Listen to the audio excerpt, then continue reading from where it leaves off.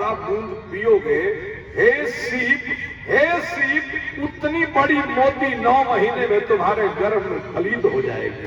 ऐसे ही आप अपनी जिंदगी में राम जी की कथा का एक बूंद ठीक से पी ले जाएंगे तो आपकी जिंदगी में परिवर्तन हो जाएगा।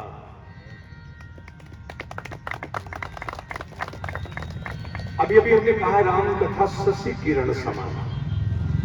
क्यों ऐसा कहा गया? राम जी का जन्म तो सूर्य वंश में हुआ तो कह सकते थे कि राम कथा सूर्य किरण समान। ये पंडाल इसीलिए लगाए जाते हैं, माइक इसीलिए लगाया जाता है, बैठकर सत्संग इसीलिए किए जाते हैं। इतना बड़ा विद्यालय क्यों चलता है साहब? किसी एक पंक्ति को ठीक से समझना पड़ेगा। ये हम नहीं कह रहे, भगवान शंकर पार्वती जी को सुना रहे हैं। और यही कथा याज्ञवल्क्य ऋषि भरद्वाज जी को सुना रहे हैं।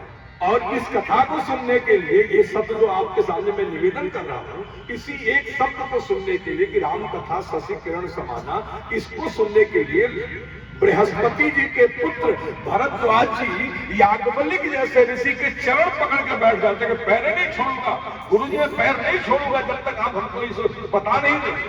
क्या गजब रहा होगा साहब। बृहस्पति का बेटा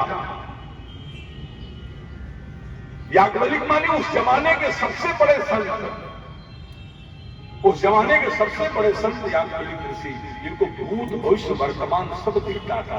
जनक जी ने पैर पकड़कर कहा उनके गुरु महाराज थे वो कि गुरु जी आप तो भूत भविष्य वर्तमान के जानकार हो, तनिक हमें बताने की कोशिश करो कि हमारी जो पत्नी है ये पूर्व जन्म में क्या थी।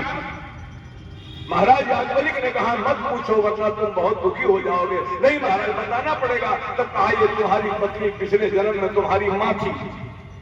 और उसी समय संकल्प ले लिया जनक जी महाराज ने कि मेरे पास मेरी पत्नी सुनैना रहेंगी, लेकिन मैं सुनैना के साथ अब पत्नी जैसा कोई व्यवहार नहीं करूंगा। और दूसरी शादी उन्होंने सुदर्शना जी के साथ कर ली, जिससे बेटी उर्मिला जी का जन्म हुआ। जनक जी महाराज की पहली पत्नी का नाम सुनैना जी है और जनक जी महाराज की दूसरी पत्नी का नाम है सुदर्शना जी। याद कर लीजिए, सुनैना जी से सीता जी मानी जाती है और सुदर्शना जी से उर्मिला जी।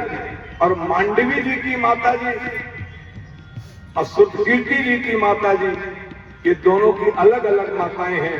महाराज जनक जी के भाई थे, उनका नाम था कुशध्वज जनक, उनकी भी 2 पत्नियां थी, उनसे मांडवी और सुकीर्ति का जन्म। परमात्मा की कथा में बड़ी प्यार भरी है, ध्यान रखिएगा। एक एक शब्द भी जहां भी मिलेंगे आपको, वो सब हमारे जीवन में क्रांति करने के लिए है। जितना मन बन पाए उतना सुनिए। स्वाति नक्षत्र का बूंद जब पपीहा पीता है तो वर्ष भर की प्यास बुझती है। जब कोई विद्यार्थी पपीहा की तरह क्लास की स्पीच को सुन लेता है तो वर्ष भर के लिए वो एकदम मालामाल हो जाता है, ज्ञान से पूरी हो जाता है। वही विद्यार्थी उसी क्लास में, एक ही क्लास में राम जी पढ़े, लक्ष्मण जी पढ़े, भरत जी पढ़े, शत्रुघ्न जी पढ़े, राम जी के मंदिर बन गए, राम जी भगवान हो गए। भरत शत्रुघ्न लक्ष्मण के मंदिर नहीं बन पाए। क्लास तो वही है, गुरु तो वही है, पढ़ाने वाला वही है, समय वही है। स्वाति नक्षत्र का एक बूंद पीने वाला सीप मोती के दाने बन जाता है और अंगूठी के आभूषण बन जाता है। वही स्वाति नक्षत्र का बूंद है, दूसरा नहीं है। स्वाति नक्षत्र का बूंद जब